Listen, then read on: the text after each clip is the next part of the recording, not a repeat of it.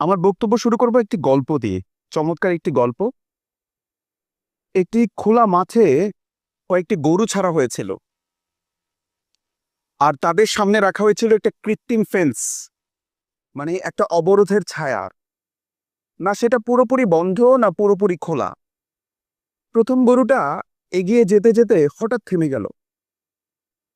দ্বিতীয় গরুটা প্রথমটার দেখা দেখি থেমে গেল। সে ভাবলো যে ওটা যদি না যায় আমি সামনে যাব না। তৃতীয়টা দ্বিতীয়টার দেখা দেখি থেমে গেল। এভাবে সবগুলো গরু গরু একসময় এক জায়গায় এসে দাঁড়িয়ে রইলো, সামনে আর আগায় না, কারণ সামনে একটা অবরোধের ছায়া দেখা যাচ্ছে।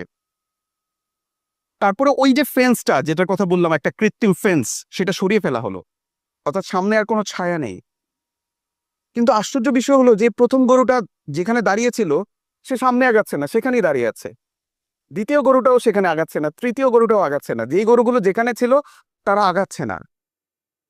এটাই আসলে পঞ্চম প্রজন্মের যুদ্ধ, পঞ্চম প্রজন্মের যুদ্ধের ভয়ঙ্কর কৌশল।